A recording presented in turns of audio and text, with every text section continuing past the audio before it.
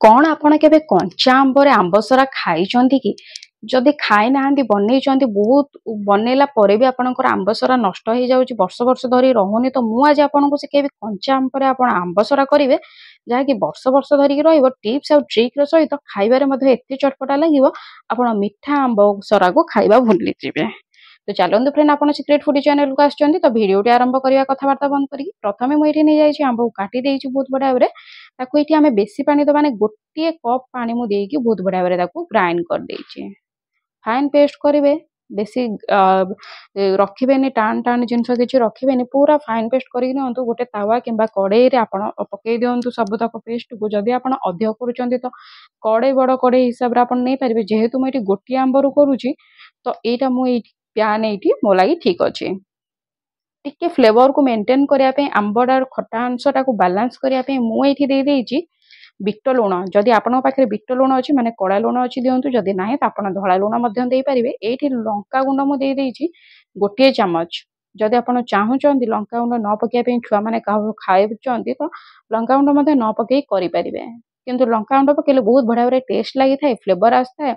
आपण पखाड़ भात खाइले और गरम भात खाइले खाइबाटा आमर बहुत बढ़िया भाव भिड़ी होगी जाए ये देखो फ्रेंड कलरटा यहीपरिका हो गलानी आपण जदि चाहूँगी कलर दबाकू तो आप कलर दे पारे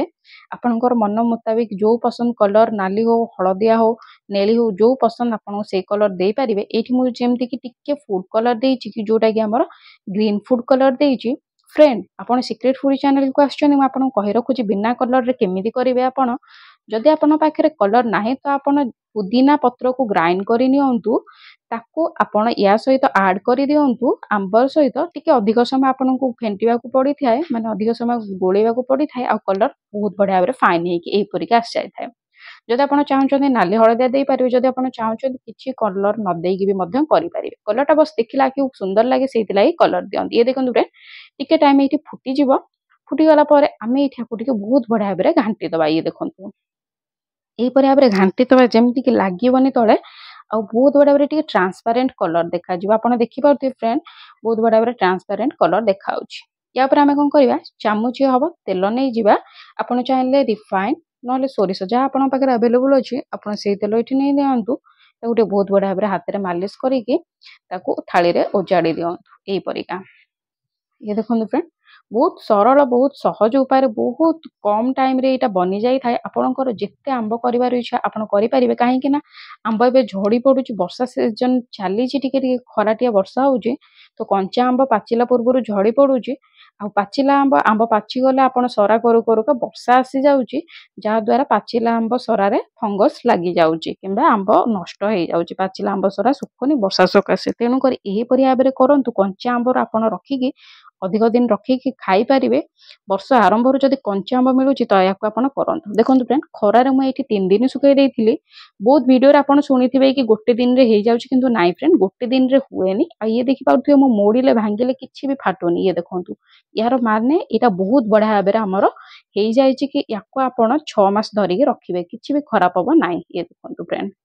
जदि आप 2 ରୁ 3 दिन सुखौचंती जदि पतला करूचंती 2 ରୁ 3 दिन पूरा खाड़ा सुखांतु पूरा एमती सुखांतु कि जमती तार देहरे टिके भी मॉइस्चर माने पानी टिके न लगी थाओ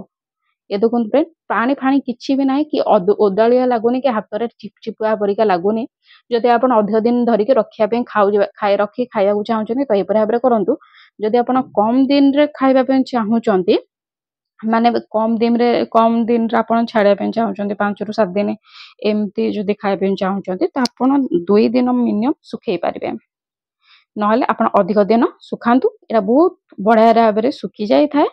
आउटा रखिए आप मास धरिकी रखिए आप जब चाहूँगी 6-7 दिन तो फ्रिज रे काटी सारा